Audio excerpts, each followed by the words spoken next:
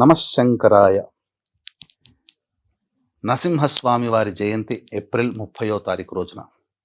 మీకందరికీ తెలిసిందే, ఉదయము రాత్రి, పగలు రాత్రి కాని సమయము, అలాగే నింగి నేల కాని చోటు అనగా గడప కేంద్రముగా రాక్షస సంహారార్థమై ఆ స్తంభము నుంచి వెలువడినటువంటి ఆ నరసింహస్వామి హిరణ్యకశిపుణ్ణి సంధ్యా సమయంలో సంహరించడం జరిగింది.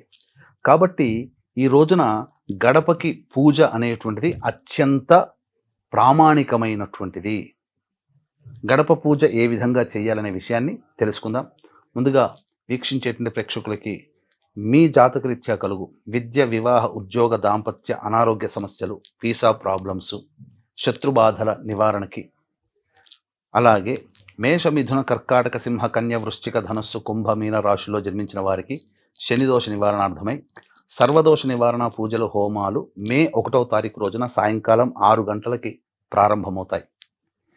ఈ కార్యక్రమంలో సర్వదోష నివారణ పూజలు, హోమాల్లో పాల్గొనదలిచినటువంటి వాళ్ళు, గోత్రనామాలు నమోదు చేసుకోదలిచినటువంటి వాళ్ళు సాయంకాలం మే 1వ తారీఖు రోజున సాయంకాలం 5 గంటల లోపల స్క్రీన్పై కనిపిస్తున్న నెంబర్కి కాంటాక్ట్ చేసి మీ గోత్రనామాలు నమోదు చేసుకోవచ్చు.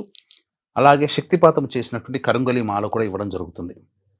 ఇక ఈ ఏప్రిల్ 30వ తారీఖు రోజున స్తంభ పూజ అనేటువంటిది ఖచ్చితంగా ఇంట్లో చేసుకోవచ్చు. గడప పూజ కూడా చాలా విశేషమైనటువంటి పూజ.